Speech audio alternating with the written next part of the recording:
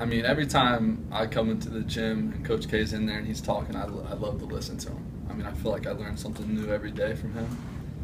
And, you know, one of the biggest things is he wants us to enjoy the moments that we're put in. He wants us to, you know, just take it all in and learn and work, like, just work hard. I mean, I remember, you know, going into Duke, and he just told me to be myself. You know, he put a lot of confidence into my game and into my mind, where I could just be myself on the court. And he said, you know, if you do that and you work hard and you do what's best for the team, then you know, you're setting yourself up for success. So it was really good there.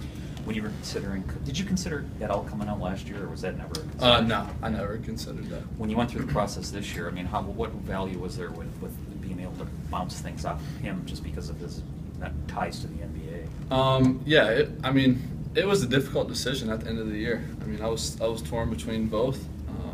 You know, after a pretty good season, I was able to sit down with Coach, as well as my parents and my other coaches as well. And they thought it was a good opportunity for me to leave.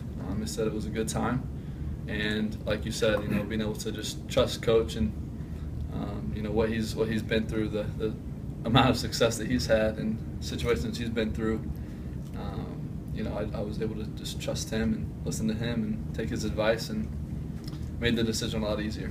Absolutely, one of the bigger questions has been your defense, athleticism, whether you're able to ratchet that up to an NBA level. What have you been able to show in the workouts that you've done so far to maybe dispel some of those rumors or myths that you can't play at that level? Yeah, I mean, one of the biggest things for me is the strength part. You know, I've been working hard to get a lot stronger, which helps with, you know, defense. It helps with everything. And, you know, I've really improved on the defensive end and my athleticism, you know, explosiveness, quickness.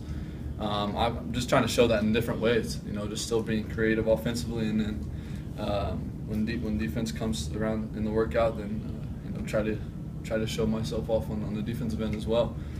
So I've definitely improved on my strength throughout this training process before the workout started, and, you know, it's really paid off.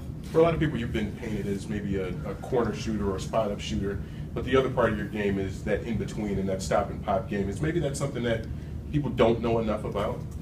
Yeah, definitely. I think, you know, that comes with, you know, being a little athletic too. I mean, it's not just, you know, jumping, but you know, just being able to be creative in different situations. And, you know, I take pride in that, and you know, I've really worked hard to show that off in these workouts, and you know, just being able to be just more than a shooter. With the 44% three-point shooting you did last year with Duke, but everybody sees that and they see that immediately, especially with the way the NBA is going. But they also may not realize you got to the line nearly five times a game. So I guess that's one of those things where you kind of show people you're more than just a shooter.